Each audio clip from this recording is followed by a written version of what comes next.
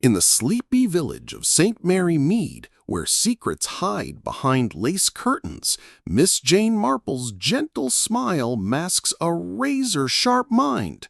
A stolen jewel? A poisoned teacup? A cryptic note? What dark truths lurk in the heart of cozy England? Who's plotting in the shadows, and can an elderly spinster unravel their deadly games before it's too late? Dive into a world where every whisper holds a clue. Chapter 1. The Enigmatic Spinster of St. Mary Mead.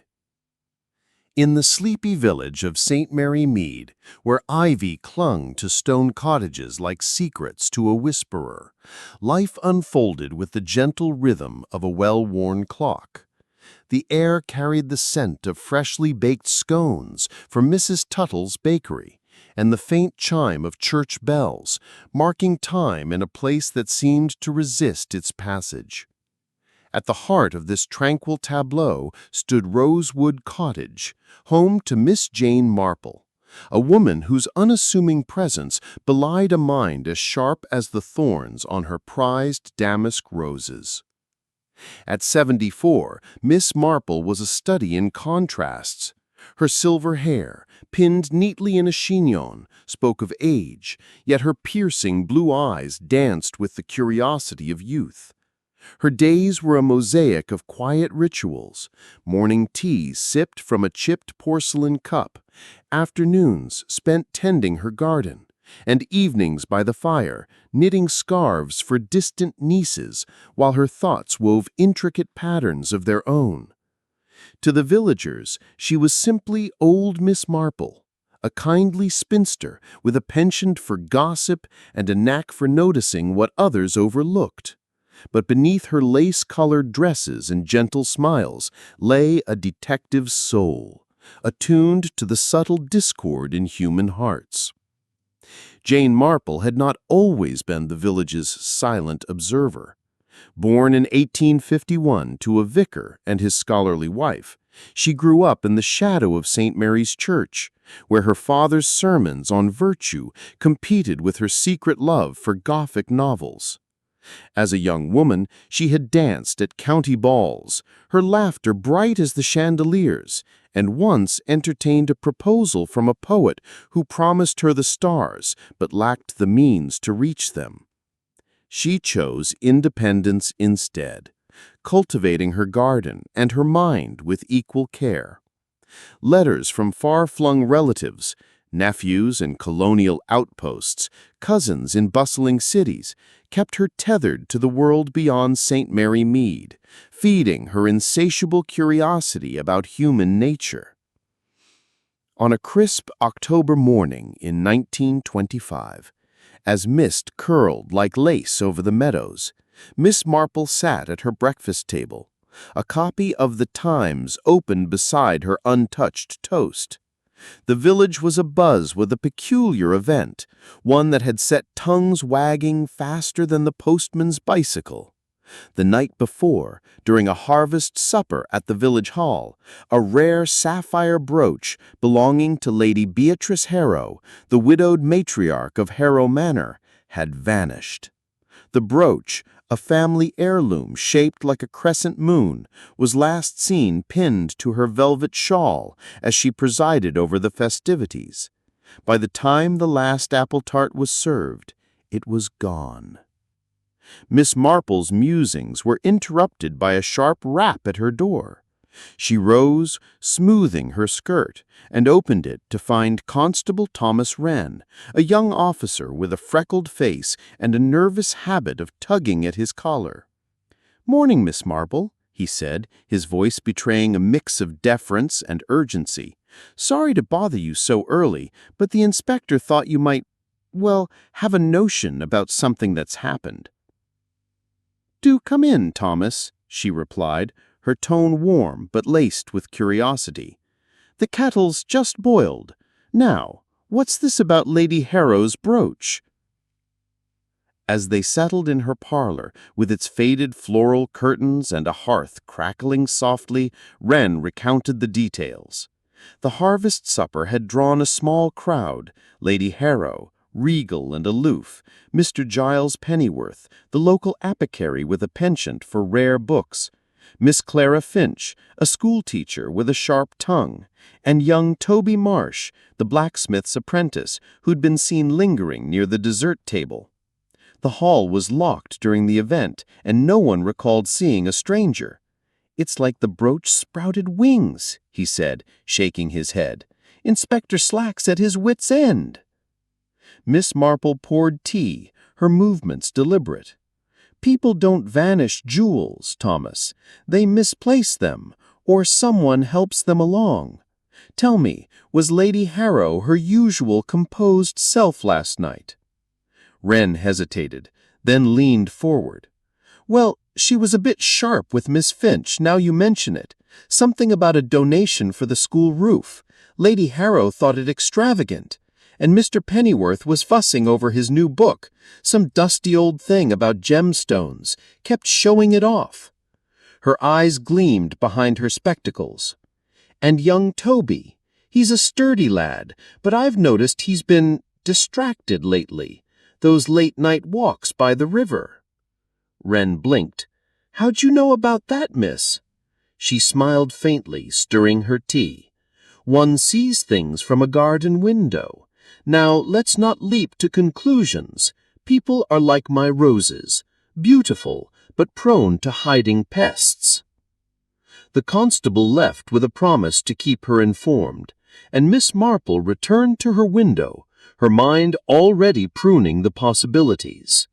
The brooch, she mused, was not merely a trinket, but a symbol of wealth, status, or perhaps something more personal. Lady Harrow, widowed 5 years ago, had clung to her heirlooms like lifelines, but her sharp words at the supper suggested strain. Miss Finch, meanwhile, had a reputation for holding grudges, her prim demeanor masking a fierce pride. Mr. Pennyworth's obsession with rare objects was no secret, and Toby, poor lovesick Toby, had been seen whispering with a maid from the manor, a girl with dreams beyond her station. That afternoon, Miss Marple donned her best tweed coat and ventured to the village hall, where the remnants of the supper lay scattered. Linen napkins crumpled like fallen leaves, a forgotten cider jug on a sideboard. The caretaker, old Mr. Grimsby, was sweeping the floor, muttering about folks with sticky fingers. She greeted him with a nod and began a slow circuit of the room, her eyes scanning the oak-paneled walls and the long table where Lady Harrow had sat. "Mr. Grimsby," she said, pausing by a window, "did you notice anyone lingering near this spot last night? It's rather close to where Lady Harrow was seated." He scratched his beard. "Can't say I did, miss, but that window's got a loose latch. Been meaning to fix it. Anyone could have slipped out and back in, I reckon." Her lips pursed slightly. A loose latch was a possibility, but the village hall was surrounded by a gravel path. Any footsteps would have crunched like autumn leaves. No one had reported such a sound. She thanked him and continued her inspection, noting a faint scuff mark on the floor near the dessert table where Toby had been stationed. It was too small for a man's boot, more like the edge of a lady's shoe.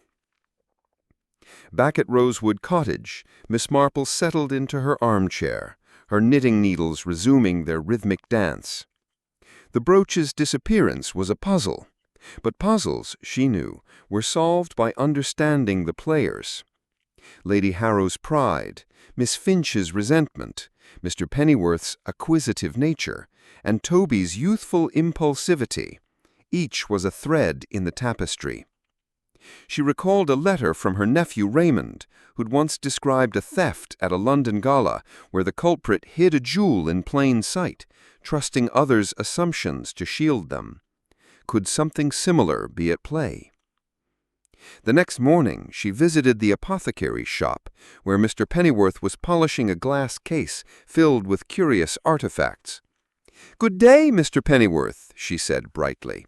"I hear you've acquired a new book on gemstones. How fascinating!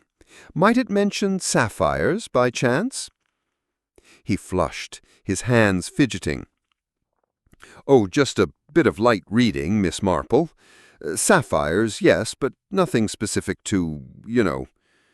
His eyes darted to a shelf where a leather-bound tome sat, its spine gleaming faintly. I see, she nodded, her smile disarming. Knowledge is such a treasure, isn't it? Later, at the schoolhouse, she found Miss Finch grading papers with a ferocity that suggested more than academic rigor. "Miss Marple," the teacher said curtly, "I suppose you're here about that wretched brooch? I've no patience for Lady Harrow's theatrics." "Nor should you," Miss Marple replied gently. "But I wonder, did you notice Toby Marsh acting oddly last night? He's such a good lad, but young hearts can be reckless." Miss Finch's pen paused. "Toby? He was mooning over that maid Elsie as usual.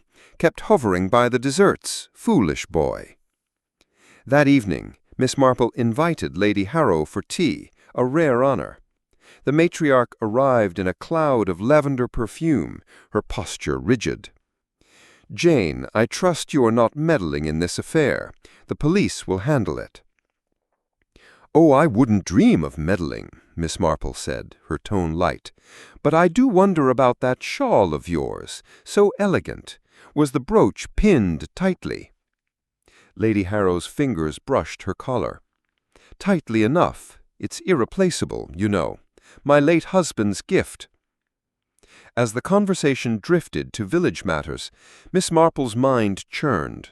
The shawl, the loose latch, the scuff mark, Toby's distraction, Pennyworth's book, Finch's bitterness. Each piece fit somewhere, but the pattern was elusive. Then, as Lady Harrow described the supper's chaos, a memory surfaced. A long-ago village fete where a child had hidden a stolen apple in a flower pot, assuming no one would look there. The next day, Miss Marple returned to the village hall, this time with Constable Wren in tow. "Thomas," she said, pointing to a large ceramic vase near the dessert table, "might we have a look inside?" Wren, puzzled but obliging, tipped the vase. Out tumbled a cascade of dried petals, and the sapphire brooch, glinting like a fallen star. He gasped, "How did you know?" I smiled, her eyes twinkling. "People are predictable, Thomas. When they wish to hide something, they choose a place they think is safe because it's ordinary. Miss Finch, I suspect, was cross enough to play a prank on Lady Harrow, perhaps to teach her a lesson. The vase was near her seat, and that scuff mark suggests someone stood there briefly." When confronted, Miss Finch confessed, her face crumpling. "I only meant to unsettle her," she admitted. "She's so smug about her wealth. I was going to return it." Lady Harrow, though indignant, agreed not to press charges, softened by Miss Marple's quiet suggestion that pride could be mended with grace. The village buzzed with the tale, but Miss Marple returned to her garden, her knitting needles clicking once more. The brooch was back where it belonged, and the village's harmony restored, at least for now. Yet as she gazed at her roses, she knew another mystery would soon bloom, for human nature, like her garden, was never without its thorns. Chapter 2. The Art of Village Gossip as Detective Work.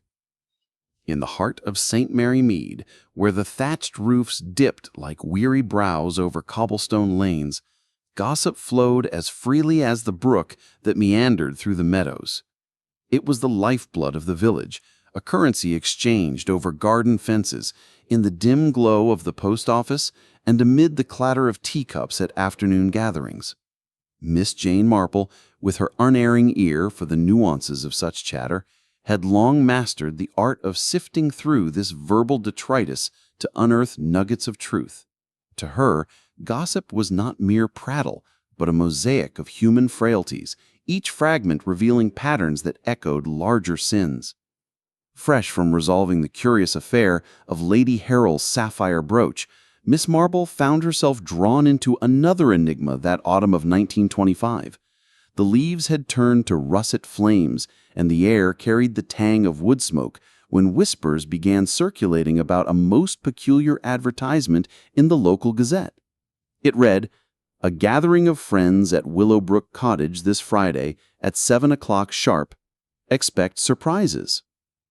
Unsigned and enigmatic, it stirred curiosity among the villagers, much like the infamous notice in Chipping Cleghorn that had announced a murder outright, as Miss Marple recalled from her reading of distant crimes. She had pored over newspaper accounts of that case, where an ad in the local paper drew unsuspecting folk to little paddocks, only for shots to ring out in the darkness. There, the spinster detective had drawn parallels between village busybodies and the calculated deceptions of the culprit, who exploited everyday assumptions to mask a deadly inheritance scheme. People talk, Miss Marple mused to herself, knitting by her fireside, and in their words lie the threads of motive and opportunity. The advertisement's mystery deepened when Willowbrook's owner, Mrs. Evelyn Draper, a willow of considerable means who had moved to the village only a year prior, denied any knowledge of it. Mrs. Draper, with her elegant silks and a string of pearls that whispered of old money, hosted occasional soirees, but nothing so vaguely ominous. The villagers, ever eager for diversion, speculated wildly. Was it a prank by the mischievous schoolboys? A romantic rendezvous gone public? Or something more sinister, like the Chipping Cleghorn affair, where gossip unveiled layers of impersonation and greed? Miss Marple, sipping her morning tea, overheard the first ripples at the greengrocer's. Mrs. Tuttle, the baker's wife, leaned over a crate of apples, confiding to the postmistress, Miss Harroway. "I hear Mrs. Draper was seen arguing with that nephew of hers, Lionel, last week. He's always after her fortune, mark my words. And now this ad. Sounds like trouble brewing." Miss Harroway nodded vigorously, her pince-nez slipping. "Indeed, and don't forget that new maid, Nora. Came from London with references as thin as tissue. I saw her posting a letter yesterday. Furtive-like. Could be connected." Such snippets, Miss Marple knew, were gold dust. In the Chipping Cleghorn case, idle talk about a Swiss hotel worker and a forgotten lamp led to revelations of switched identities. Here, she sensed similar undercurrents. Lionel Draper, a slick young man with a taste for fast cars and faster women, visited his aunt sporadically, always leaving with a heavier pocket. Nora, the maid, with her city polish and evasive eyes, added another layer.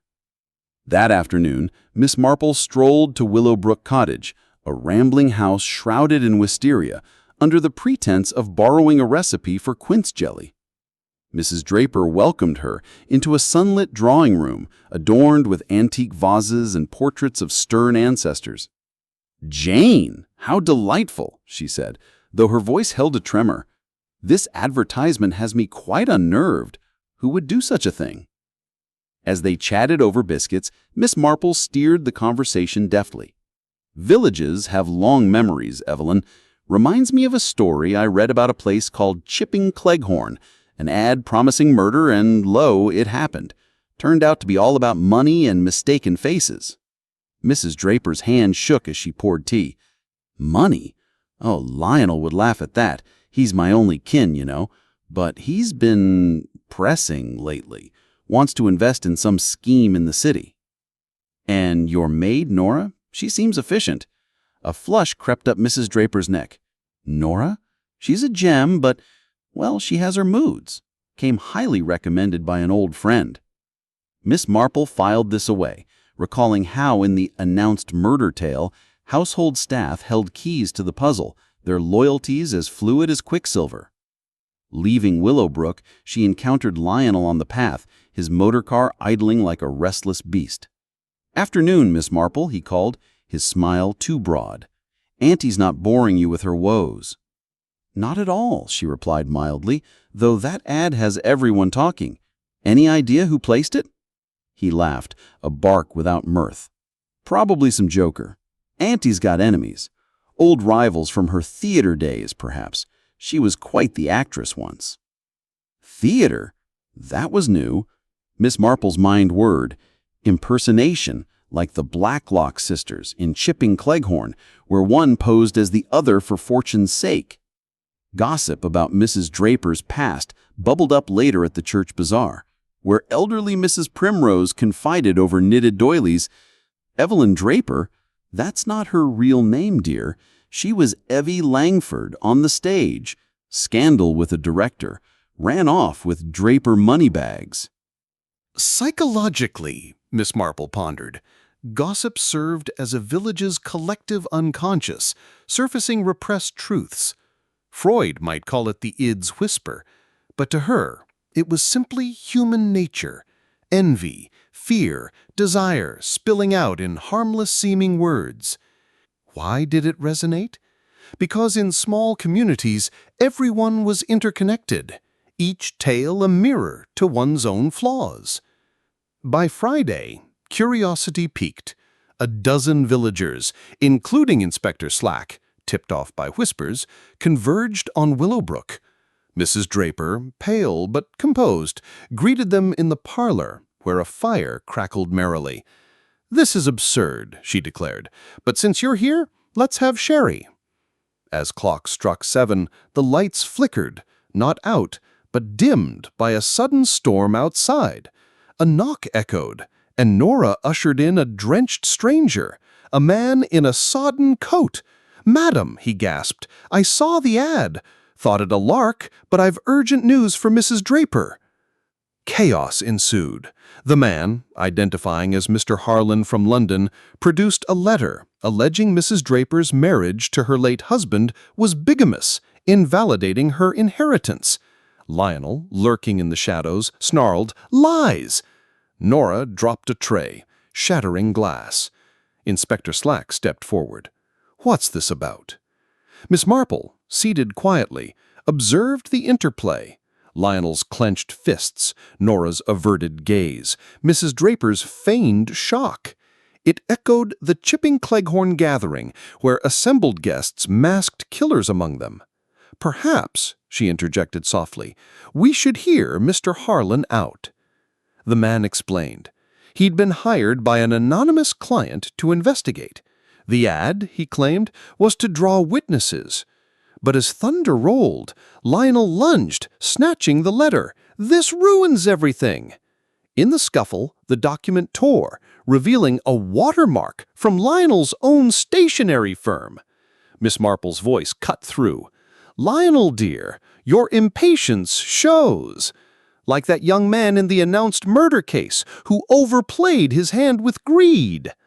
Slack arrested Lionel on suspicion of forgery. Interrogation revealed the truth.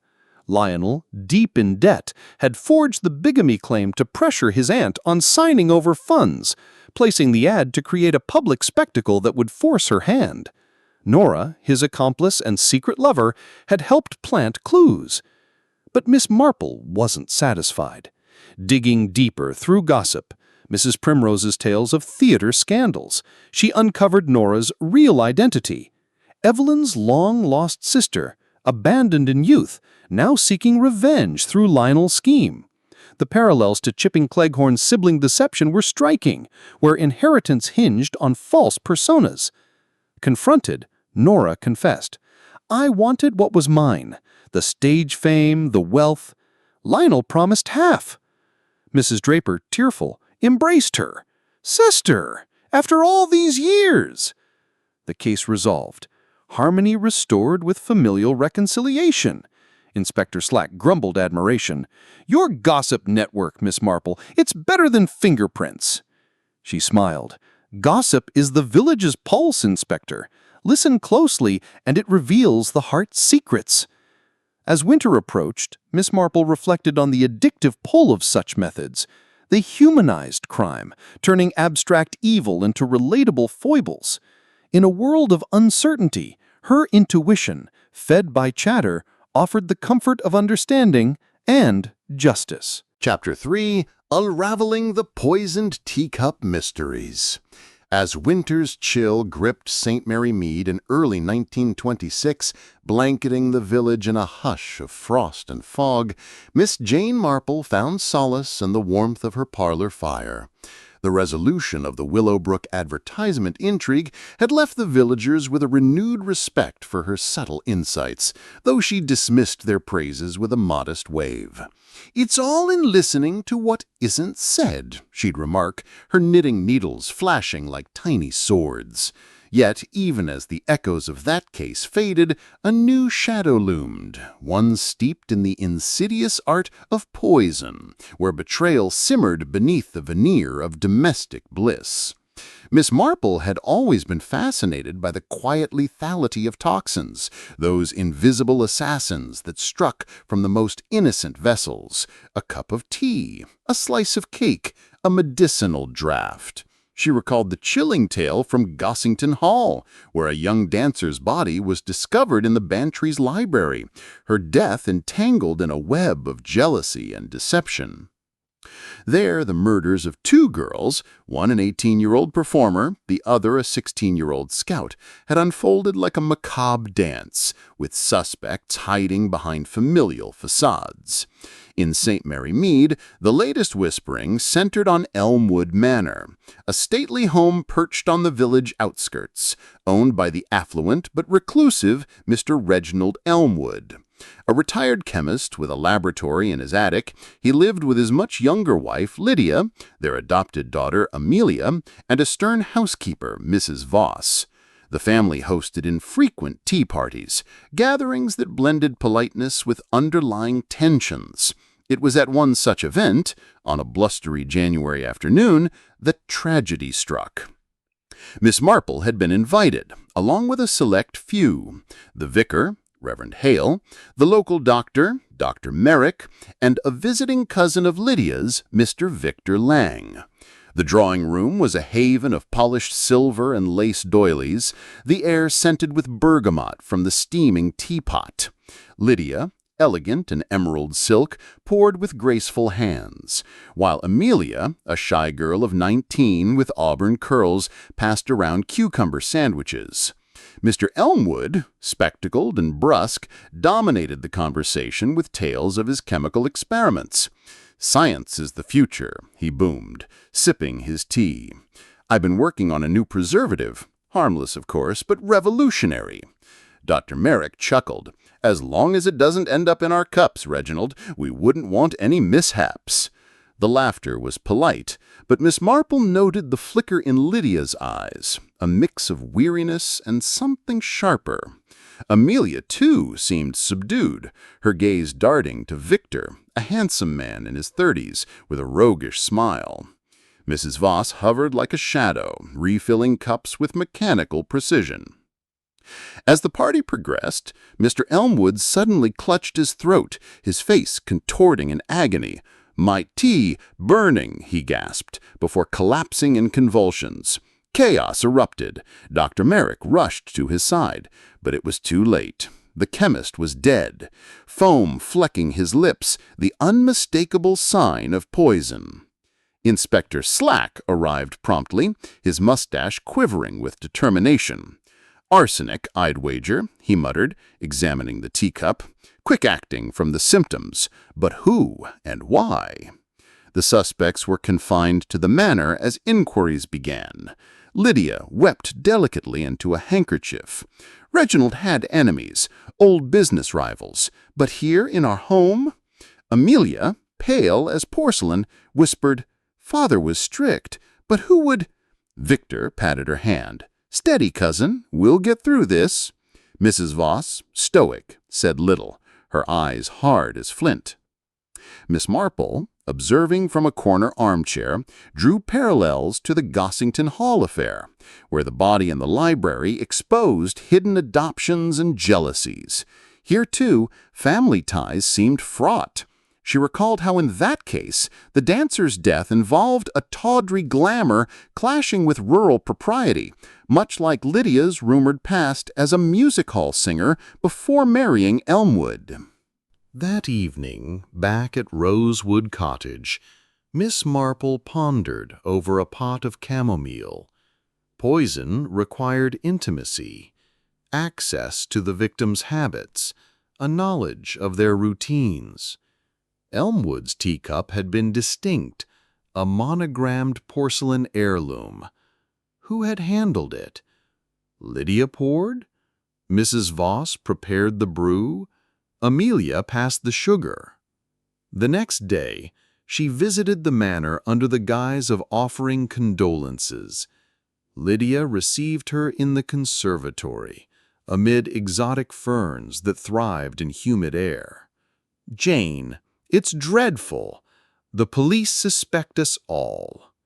Miss Marple nodded sympathetically. "Grief can cloud judgment. Tell me, was Reginald unwell lately? Any tonics?" Lydia hesitated. "He took a digestive aid from his lab, but it was harmless." Intrigued, Miss Marple probed gently. "And Amelia? She seems close to Victor." A flush colored Lydia's cheeks. "Victor's been kind. Amelia's adopted, you know. We took her in as a child. Reginald was possessive."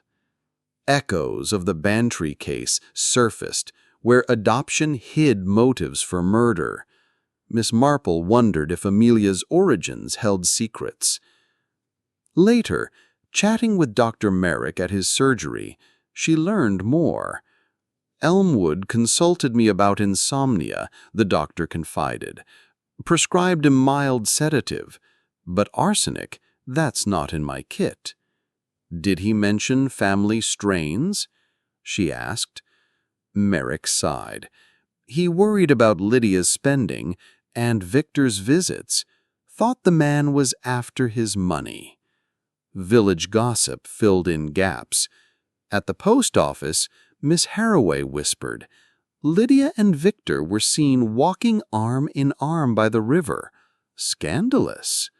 Mrs. Tottle added, "And Amelia's been secretive.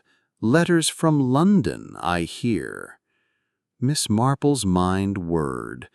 Poison was a woman's weapon, often subtle and vengeful. But men used it too, for gain. In the library body mystery, jealousy fueled the killings, with bodies misplaced to confuse. Here, the teacup was no misdirection. It pointed straight to the household. Inspecting Elmwood's lab with Slack's permission, she noted shelves of vials, arsenic for rat poison, cyanide for experiments.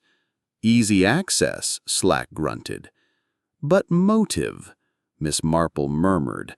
"Look for the heart's poison. Envy, love, greed."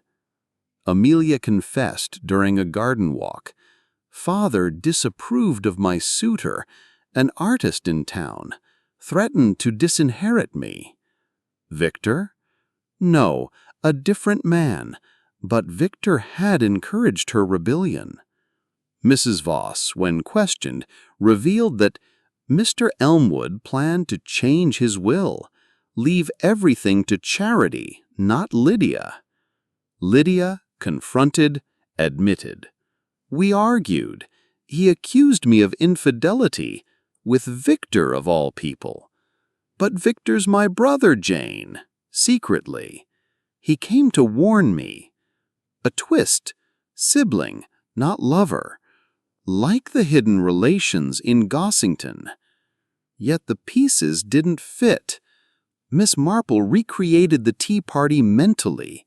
Lydia poured, but Mrs. Voss had laced the cups with milk first. Amelia added sugar to her father. He took 3 lumps. Sugar. She requested samples. Tests revealed arsenic in the sugar bowl. But only Elmwood's cup had the fatal dose, suggesting targeted addition. Who handled the sugar? Amelia. But Amelia had alibi from motive. No, the disinheritance. Then a revelation from village lore. Elmwood had adopted Amelia from an orphanage, but gossip hinted she was his biological daughter from a youthful affair. Confronting Amelia.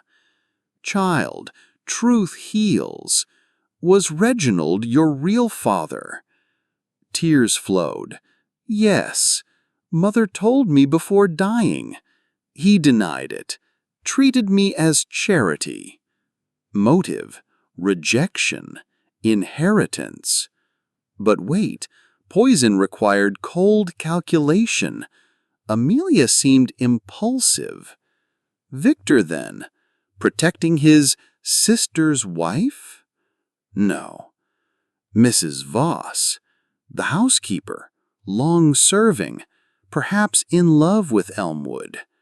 Slack uncovered Voss's past, a former nurse, dismissed for mishandling drugs. Miss Marple arranged a gathering, echoing the tea party. Let's sip and speak truths. As cups clinked, she revealed that the poison was in the digestive aid, switched with arsenic. Mrs. Voss prepared it daily. Voss paled. Nonsense! But you loved him, Miss Marple said softly. Unrequited. When he confided plans to remarry, after divorcing Lydia for suspected infidelity, you snapped. Evidence? A hidden letter from Elmwood to his solicitor, found in Voss's room. Voss broke. He deserved better than that harlot. I did it for him, to free him. But poison killed him. No, Voss sobbed, meant for Lydia's cup, mixed them up in haste. A misdirected dose, like misplaced bodies in the library case. Justice served. Voss arrested. Lydia and Amelia reconciled. Victor's secret out. Elmwood's will honored Amelia as heir. Miss Marple, by her fire, reflected that poison mysteries gripped because they mirrored life's subtle betrayals. Trust shattered over tea. In a chaotic world, her empathy unraveled them, restoring peace. Chapter 4. The Glamour of High Society Slayings. In the frosty spring of 1926, as St. Mary Mead shook off winter's lethargy with the first blooms of crocuses, Miss Jane Marple found herself drawn beyond the village's familiar hedgerows. The resolution of the poisoned teacup affair at Elmwood Manor had cemented her reputation as a quiet oracle, her insights sharper than the secateurs she wielded in her rose garden. Yet her mind, ever restless, craved new puzzles, and one arrived with an invitation embossed in gold leaf, summoning her to a weekend gala at Crestwood Hall, the opulent estate of Sir Henry and Lady Marina Crestwood, nestled in the neighboring county. Miss Marple had encountered high society before, its glittering veneer often masking motives as dark as those in her village. She recalled the tragedy at Gossington Hall, where a film star's death unraveled a tapestry of envy and hidden motherhood, the glamour of fame clashing with the raw human need for love and status. There, a poisoned cocktail had felled a starlet, her death orchestrated by those closest to her, their motives rooted in jealousy and regret. The case had taught Miss Marple that wealth amplified the heart's flaws, making its crimes all the more intoxicating to unravel.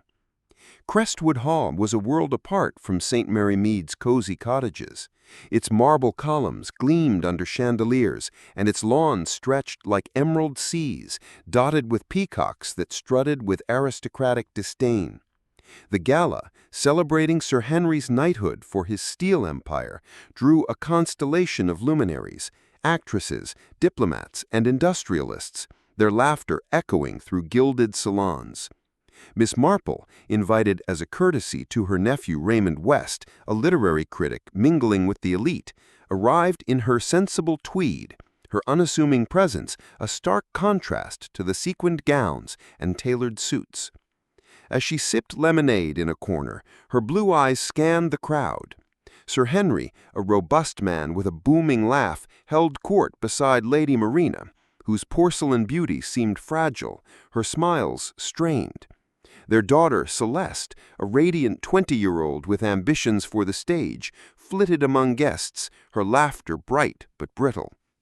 Also present were Lord Percival Vance, a rakish financier with a reputation for risky ventures, and Madame Elise Dubois, a French opera singer whose emerald necklace drew gasps. Rounding out the circle was Dr. Julian Harrow, a psychiatrist with a penchant for analyzing his peers, his sharp gaze lingering on Celeste. The evening's centerpiece was a charity auction with jewels, rare books, and artworks on offer. Miss Marple, seated near the stage, noted the undercurrents. Lady Marina's fingers twisting her pearl bracelet, Celeste's furtive glances at Lord Vance, and Madame Dubois' whispered exchange with Dr. Harrow. As the auctioneer unveiled a sapphire tiara, a collective murmur rose until a piercing scream shattered the mood. Celeste, standing by a velvet curtain, clutched her throat, her face ashen. "My ring! It's gone! Mother's diamond, from my finger!" The heirloom, a flawless stone set in platinum, was a Crestwood treasure, passed down through generations. The room froze, guests exchanging uneasy glances. Sir Henry roared for the staff to search, but no ring was found. No broken windows, no signs of an outsider. Inspector Reginald Slack, signed from St. Mary Mead due to his growing trust in Miss Marple's insights, arrived with his usual bluster. "A theft in a locked hall? Preposterous! Someone he has light-fingered." Miss Marple, knitting in her guest room that night, reflected on the parallels to the Gossington Hall case, where a murder disguised as an accident hid familial secrets. Here, the ring's disappearance felt staged, its timing too dramatic. Was it theft or a distraction? Her village-honed instincts, sharpened by years of observing petty jealousies, suggested the answer lay in the Crestwoods' inner circle. The next morning, over breakfast in a dining room adorned with ancestral portraits, Miss Marple engaged Lady Marina. "Such a pity about Celeste's ring," she said, buttering a scone. "Was she fond of it?" Marina's eyes flickered. "It's a family piece. She's careless, though, always waving her hands, acting the starlet." "Youthful exuberance," Miss Marple mused. "Reminds me of a case I read about. A film star poisoned at a banquet, all because of a hidden child and a jealous heart." Marina paled. "Poison? Heavens, Jane, it's just a ring." But Miss Marple's words lingered. At the auction, Celeste had been near Lord Vance, whose charm was matched only by his debts, rumoured in village circles to be ruinous. Madame Dubois, meanwhile, had a history of borrowing jewels, as gossiped by a maid Miss Marple overheard in the hall's kitchens. Dr. Harrow, with his probing questions, seemed overly interested in Celeste's ambitions. Later, strolling the gardens with Celeste, Miss Marple probed gently. "You're quite the actress, my dear. Any plans for London stages?" Celeste's smile faltered. "Father disapproves, says it's beneath us. But Lord Vance, he believes in me, promised introductions." "Kind of him," Miss Marple said, noting the girl's flush, "though kindness often seeks repayment." Back at the hall, she requested to see the auction room. The velvet curtain where Celeste stood caught her eye, a faint snag in its fabric, barely visible. Nearby, a vase of lilies held a single petal out of place, as if disturbed. She recalled the library body case, where a misplaced rug hinted at a staged scene. Could the ring be hidden, not stolen? At dinner, tensions simmered. Sir Henry, red-faced, accused the staff, while Lady Marina snapped at Celeste for causing a scene. Lord Vance offered suave assurances, and Madame Dubois sang an impromptu aria, her necklace glinting. Dr. Harrow watched silently, his notebook ever present. Miss Marple, sipping sherry, steered the conversation. "In my village, we once lost a brooch at a fete. Turned up in a flower pot, hidden in plain sight. People assume thieves flee, but sometimes they stay close." Lord Vance laughed. "A quaint tale, Miss Marple, but this crowd far too refined for such tricks." Yet his eyes darted to Celeste, who toyed with her napkin. Dr. Harrow interjected. "Psychologically, theft can be a cry for attention or control." Miss Marple filed this away. The ring, like the poisoned cocktail in the film star's case, was a catalyst exposing fractures. She recalled how that murder stemmed from a mother's desperation to protect a secret child masked by glamour. Here was Celeste seeking attention, or was someone using her? The next day, Miss Marple befriended a footman, Thomas, who confided, "Lord Vance was in the card-room before the auction, muttering about debts, and Madame Dubois, she asked about the ring's value, casual-like." Gossip, Miss Marple knew, was a lens.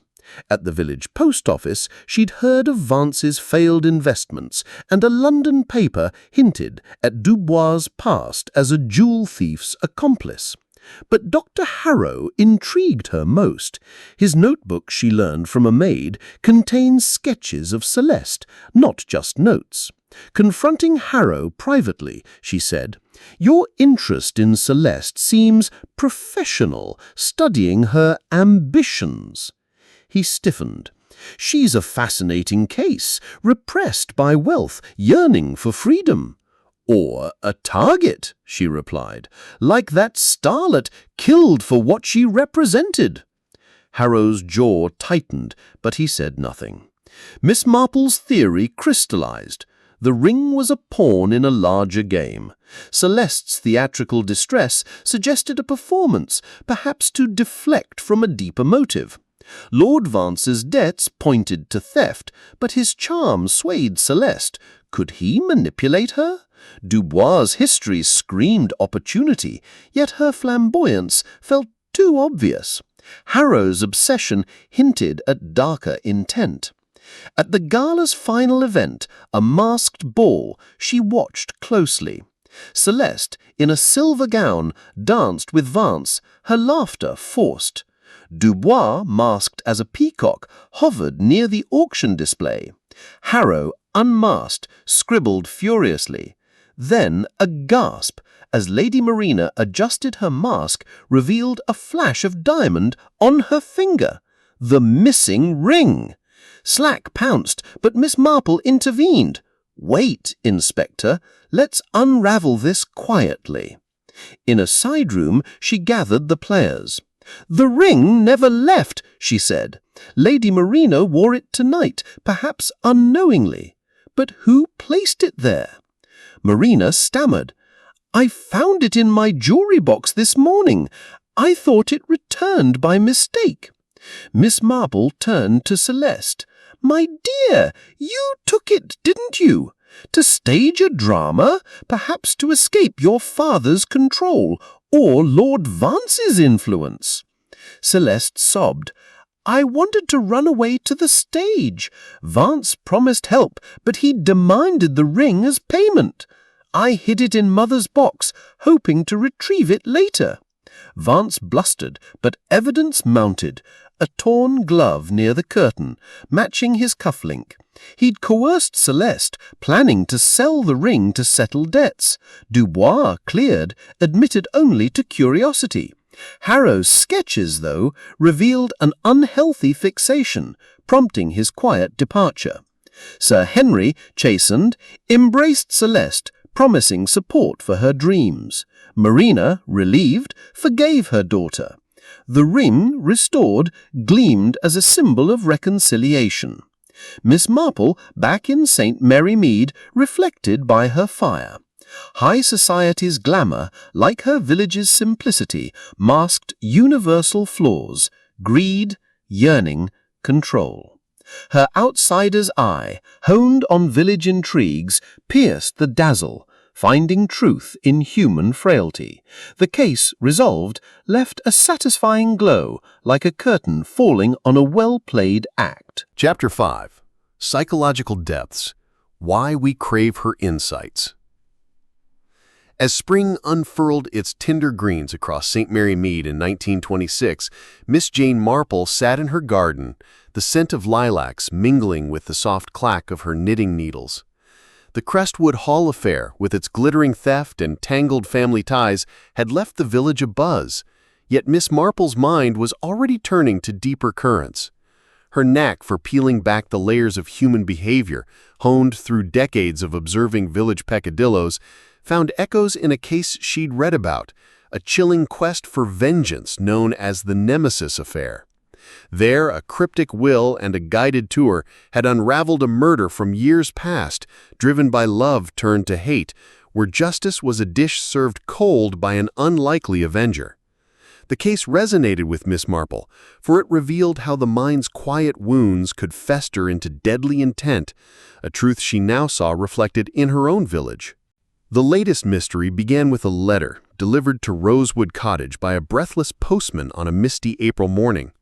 It was from Miss Eleanor Blackwood, an old acquaintance from her youth, now residing at Thornfield Grange, a secluded manor on the edge of St. Mary Mead.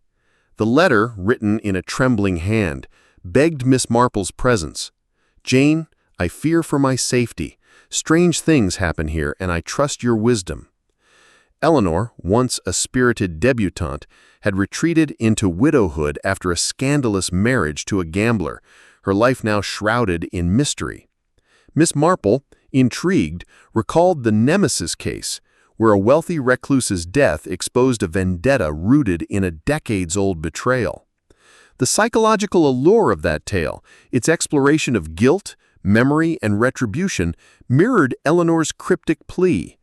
Packing a small valise, Miss Marple set out for Thornfield, her sensible shoes crunching on the gravel path. Thornfield Grange loomed like a Gothic relic, its turrets cloaked in ivy, its windows glinting with secrets. Eleanor greeted her in a parlor heavy with velvet drapes and the tick of a grandfather clock. Her face, lined with worry, belied her 60 years. "Jane, I fear for my safety. Strange things happen here, and I trust your wisdom." Eleanor, once a spirited debutante, had retreated into widowhood after a scandalous marriage to a gambler, her life now shrouded in mystery. Miss Marple, intrigued, recalled the Nemesis case, where a wealthy recluse's death exposed a vendetta rooted in a decades-old betrayal.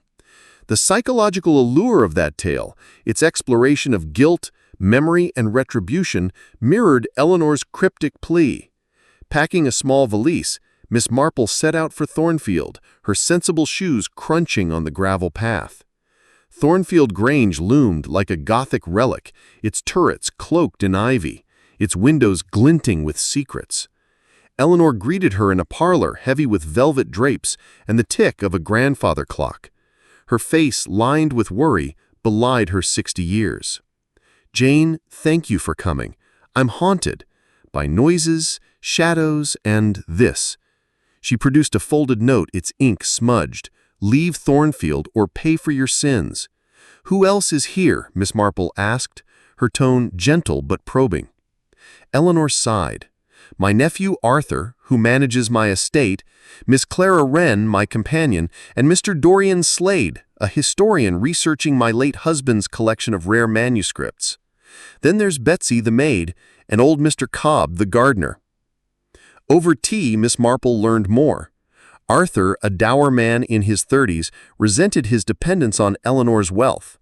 Clara, prim and watchful, had joined the household after a failed teaching career.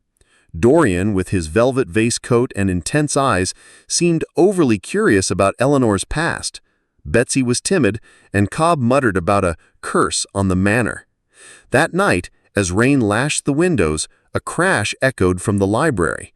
Miss Marple, roused from her guest room, joined the household to find a shattered vase and a manuscript, a medieval chronicle, torn apart.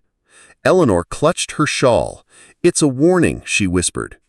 Inspector Slack, summoned the next day, scoffed. "Vandalism likely, but who's got a grudge?" Miss Marple, her mind tracing parallels to the Nemesis case, where a staged accident concealed a deeper vendetta, considered the psychological undercurrents. Vengeance, she knew, thrived on obsession, often masked by civility. In that earlier case, a young girl's death linked to a fiancé's betrayal had festered for years, orchestrated by a figure no one suspected. Here, Eleanor's fear suggested a past sin resurfacing. She began with Arthur, finding him in the estate office poring over ledgers. "You must find this tiresome, managing such a grand place," she said. He grunted. "Aunt Eleanor's tight-fisted, expects me to live like a monk while she hoards her fortune." "Any enemies from her past?" Miss Marple asked. His eyes narrowed. Her husband, Edgar, was a rogue, gambled away half her dowry, maybe someone he crossed.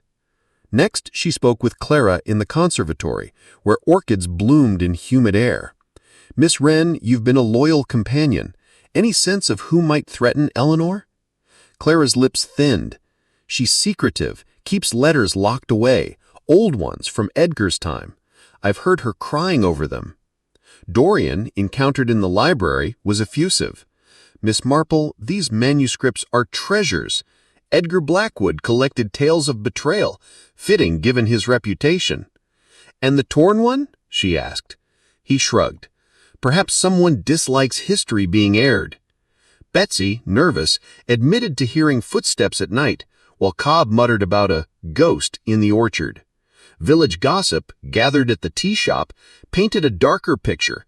Eleanor's marriage to Edgar ended in scandal when he fled with a singer, leaving debts and rumors of a duel. Miss Marple's psychological lens sharpened.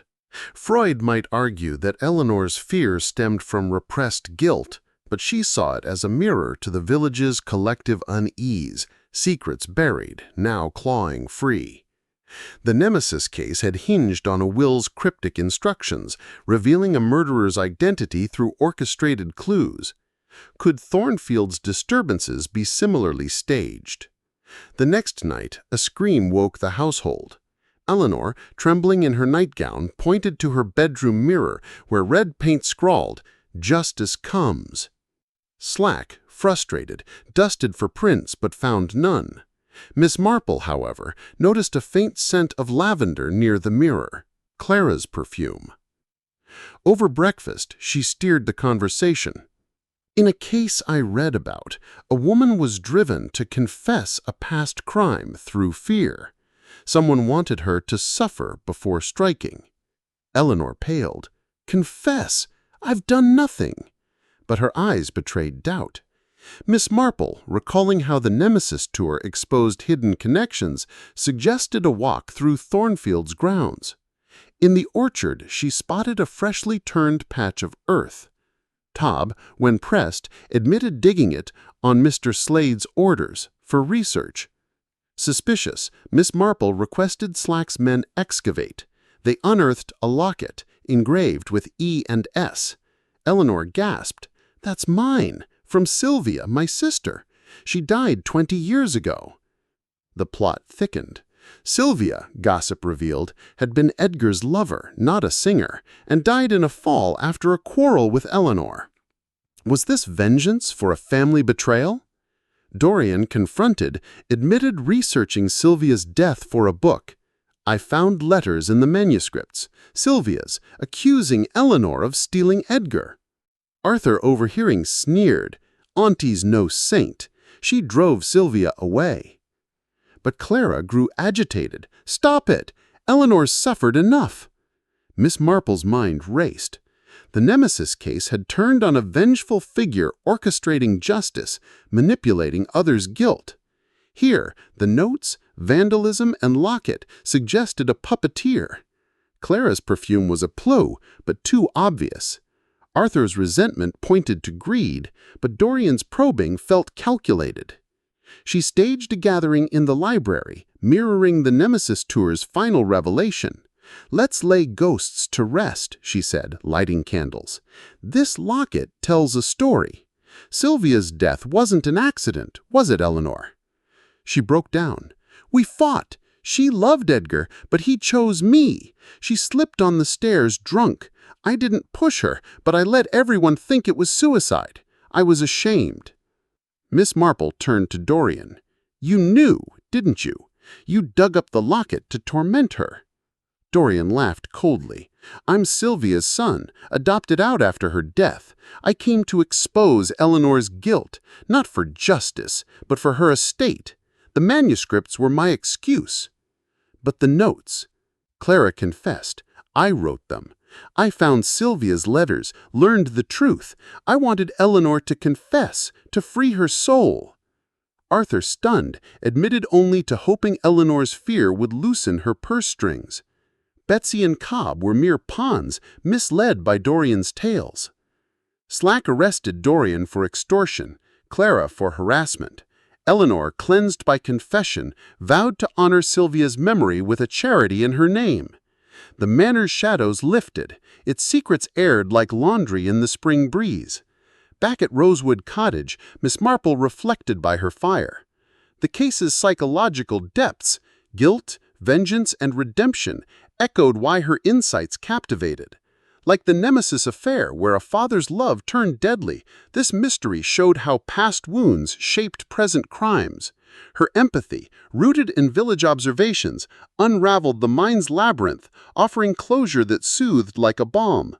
In a chaotic world, her quiet deductions restored order, making her cases as addictive as the human heart's own pulse.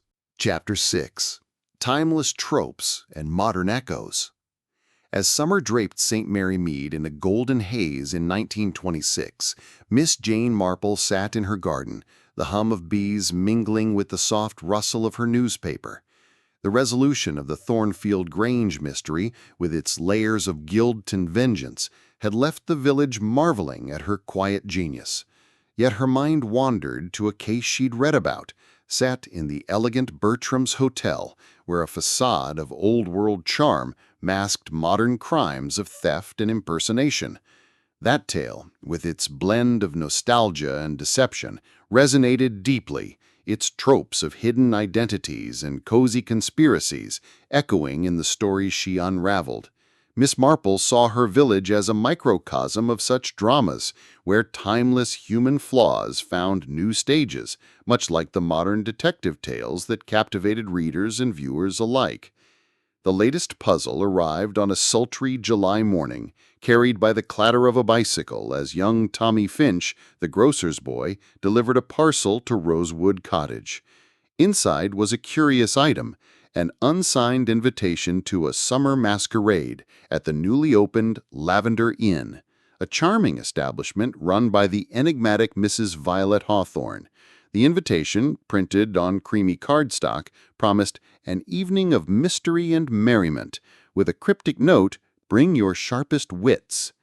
Tommy, lingering by the gate, confided, "Folks say it's odd, Miss Marple. Mrs. Hawthorne's only been here 6 months, and now this? Sounds like one of them detective shows on the wireless."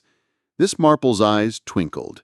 The Bertram's Hotel case had revolved around a seemingly perfect inn hiding a criminal syndicate, where guests were lured by nostalgia, only to be ensnared in thefts and frauds.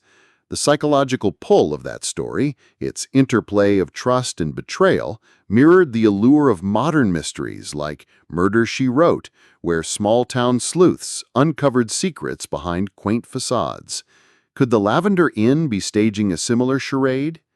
She arrived at the inn that evening, her lace shawl a stark contrast to the vibrant masks of the guests. The inn, with its lavender-painted shutters and polished oak floors, exuded warmth, yet Miss Marple sensed an undercurrent of artifice. Mrs. Hawthorne, a striking woman in her 40s with raven hair and a velvet gown, greeted her warmly. "Miss Marple, what a delight! Your reputation precedes you." "Kind of you," Miss Marple replied, her smile disarming. "This inn reminds me of a place I read about, Bertram's in London. All charm, but with surprises beneath." Mrs. Hawthorne's laugh was a touch too bright. "Oh, we're far simpler, just good food and company."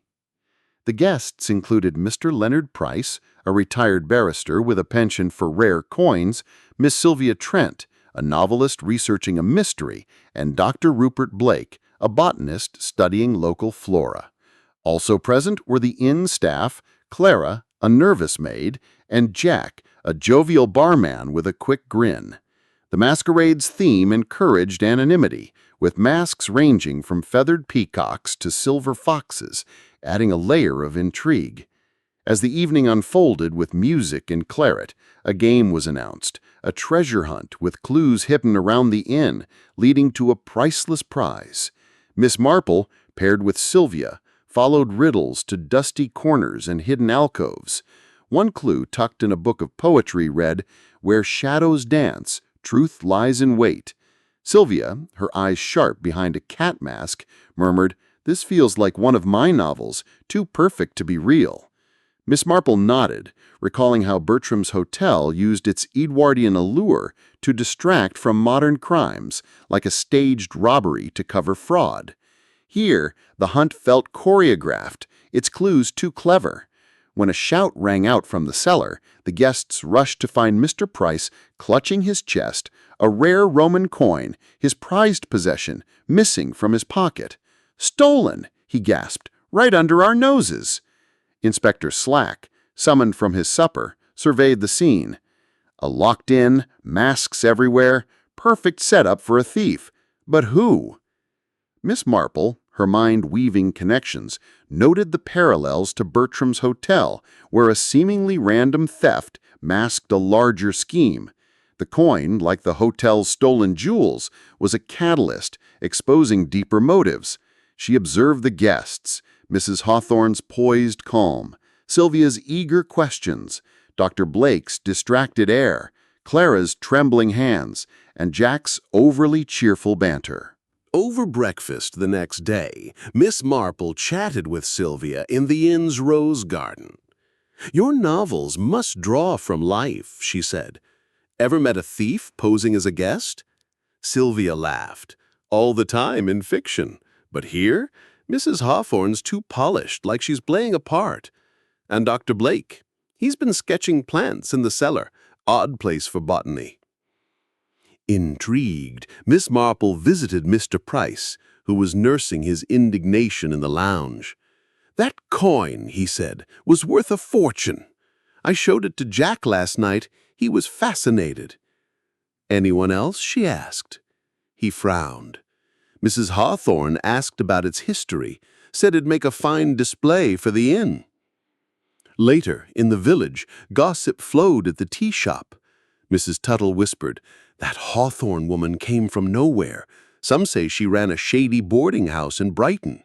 Miss Harroway added, "And Clara, the maid, caught her slipping a letter to Jack sneaky-like." Miss Marple's instincts hummed.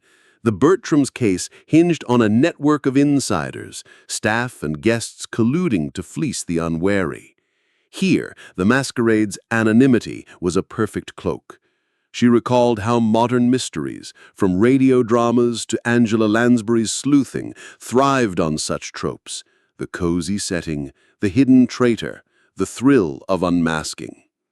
She requested to see the cellar, where Dr. Blake was sketching ferns. "Curious place to work," she remarked. He shrugged. "The damp suits rare mosses. Found a hidden nook down here, perfect for my studies." The nook, she noticed, had a loose brick. Behind it, a glint. Not the coin, but a key. "For the inn's safe, perhaps," she mused aloud. Blake flushed. I found it yesterday. Meant to tell Mrs. Hawthorne." Back upstairs, she observed Clara, who dropped a tray when questioned about the letter. "Just a note to my brother," she stammered. Jack, polishing glasses, grinned. Clara's jumpy, always has been. That evening, Miss Marple proposed a second treasure hunt to lift spirits. She planted false clues, watching reactions. When a riddle led to the library, Sylvia lingered by a bookshelf, pulling out a volume with a hollowed core. Empty, but smelling faintly of metal. "Interesting hiding place," Miss Marple said softly. Sylvia froze. "Research for my book," she muttered. The pieces aligned. The coin's theft was a distraction, much like Bertram's staged crimes. Mrs. Hawthorne's polished charm suggested a ringleader, but Sylvia's novelist's mind could craft such a game. Dr. Blake's cellar hideout, and Clara's nerves pointed to complicity, and Jack's cheer felt forced. Miss Marple gathered the guests in the dining room, candles flickering like a modern mystery's climax. "This hunt," she said, "mirrors a case I read about, an inn where thefts hid a grander scheme. Mr. Price's coin wasn't stolen for profit, but to test our trust." She turned to Sylvia. "You designed the clues, didn't you? To keep us chasing shadows while the real prize, the safe's contents, was targeted." Sylvia's mask slipped. I needed inspiration. Mrs. Hawthorne suggested the game." Mrs. Hawthorne paled. "I only wanted a lively event." But Miss Marple pressed. "The safe key, found by Dr. Blake, opens a lockbox with your late husband's bonds, doesn't it? Clara, you knew. Your letter to Jack planned the heist." Clara sobbed. "Jack said we'd split the money, start anew." Jack, cornered, confessed. "Mrs. Hawthorne hired me to stage the theft. The coin was a decoy, Sylvia's idea to make it a game."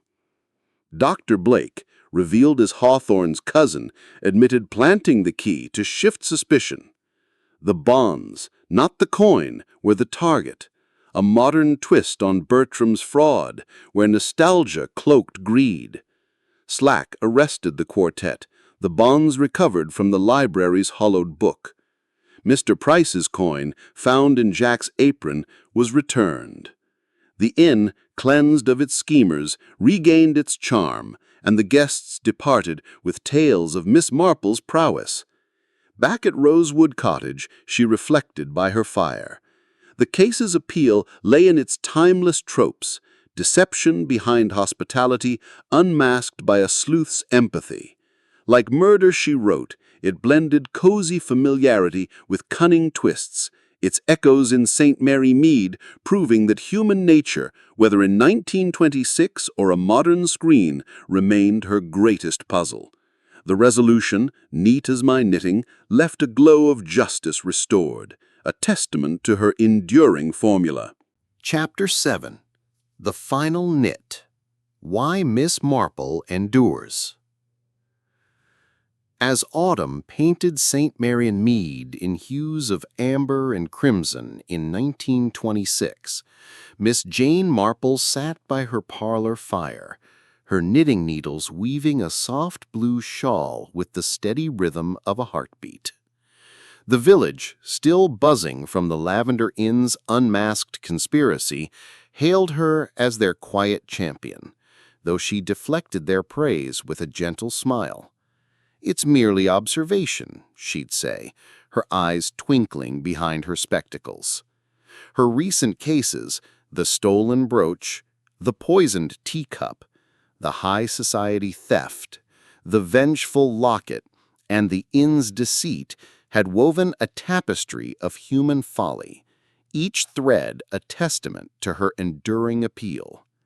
Yet, as the leaves fell, a final mystery beckoned, one that would seal her legacy without leaving a loose end, a puzzle as intricate as her finest lace. The trouble began on a crisp October evening when the village gathered for the annual Harvest Festival at St. Mary's Church.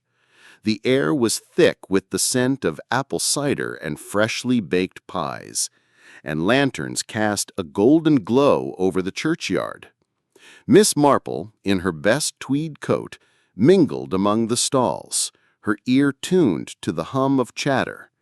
She overheard Mrs. Tuttle, the baker's wife, whispering to the postmistress, Miss Harroway. "Have you seen that new window in the church? Donated by Mr. Clarence Vale, but there's talk it's cursed." Miss Harroway's pince-nez quivered. "Cursed? Nonsense! Though I heard Vale's been odd since his wife passed, keeps to himself in that big house." The window, a stained glass depiction of St. Michael slaying a dragon, was indeed striking, its reds and blues glowing like jewels. Mr. Vale, A reclusive widower who'd made his fortune in textiles had unveiled it that week, claiming it honored his late wife, Margaret. Yet whispers of a curse intrigued Miss Marple, not for superstition, but for what they revealed about the village's psyche. Her past cases had taught her that rumors often cloaked deeper truths, much like the Nemesis affair, where a cryptic will hid a murderer's intent, or Bertram's Hotel, where charm masked crime. Here, the curse felt like a signal of unrest. The next morning, a frantic knock at Rosewood Cottage brought Constable Thomas Wren, his freckled face pale. "Miss Marple, it's Mr. Vale. He's dead. Found in the church, by the window. Looks like heart failure, but there's something off." She poured him tea, her hands steady. "Tell me everything, Thomas." Wren described the scene. Vale slumped beneath the stained glass window, a vial of smelling salts by his hand, his face frozen in terror. No wounds, no signs of struggle, but a crumpled note in his pocket read, "The dragon sees all." The coroner suspected natural causes, but Inspector Slack, wary after Miss Marple's recent triumphs, insisted she investigate. "You've had a nose for these things," he grumbled. At the church, Miss Marple studied the scene. The window loomed, its dragon's eyes glinting ominously.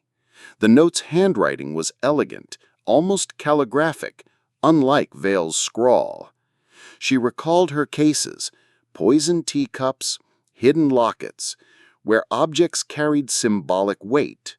The dragon, a symbol of judgment, suggested a mind intent on reckoning.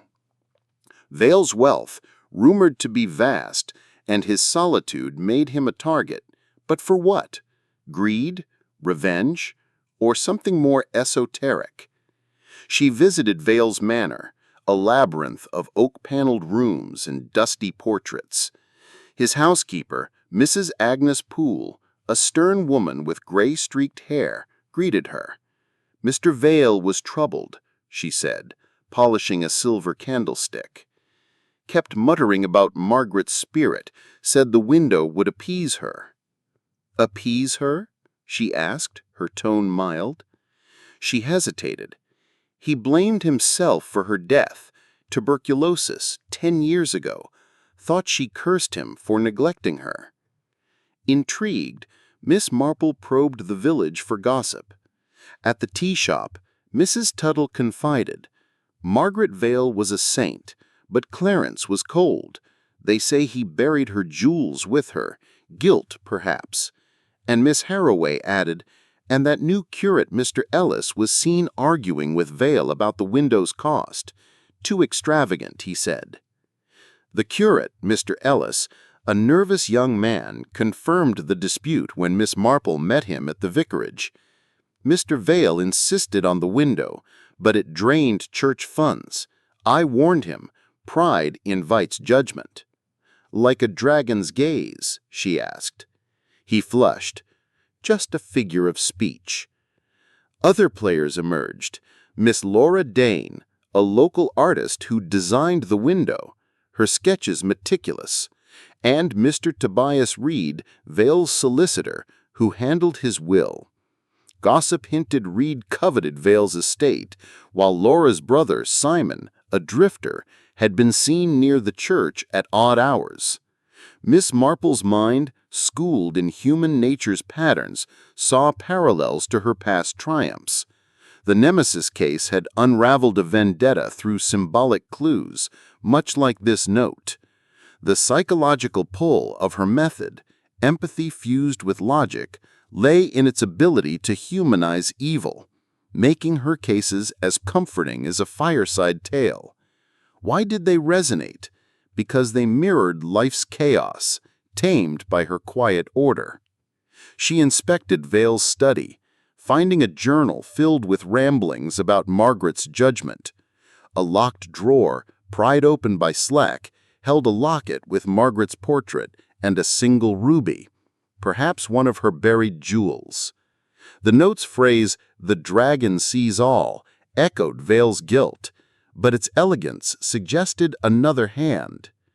At the church, Laura Dane was touching up the window's grout. "Miss Marple," she said, "Mr. Vale wanted St. Michael to honor Margaret's strength. I poured my heart into it."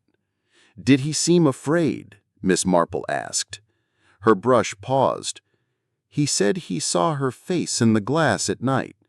I thought it grief." Simon, her brother, loitered nearby, his eyes shifty. Vale was mad, kept treasures hidden, like a dragon's hoard. Tobias Reed, met at his office, was evasive. Vale's will leaves everything to charity. Odd for a miser.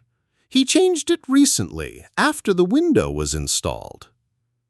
Village whispers grew. Simon had debts. Laura resented Vale's critiques of her art. Agnes hoarded old grudges, and Ellis preached fiery sermons about divine retribution. Miss Marple, knitting by her fire, saw a pattern. Guilt manipulated, like the stage thefts at Crestwood Hall or the vengeful notes at Thornfield. She recalled a modern mystery tale where a sleuth like Jessica Fletcher used community ties to unmask a killer. Here, the church was St. Mary Mead's heart, its window a lens for truth. The note's calligraphy matched Laura's sketches, but Simon's debts pointed to greed. Agnes's devotion to Margaret suggested loyalty turned sour, and Ellis's zeal hinted at fanaticism. Miss Marple arranged a memorial service for Vale, inviting all suspects. The church glowed with candlelight, the dragon window casting eerie shadows. "We gather to honor Clarence," she said, her voice soft but commanding. But his death was no accident. The note in his pocket, a warning, was meant to terrify. She turned to Laura. "Your artistry is flawless, my dear, but your calligraphy penned that note. Why?" Laura gasped. I wanted to scare him.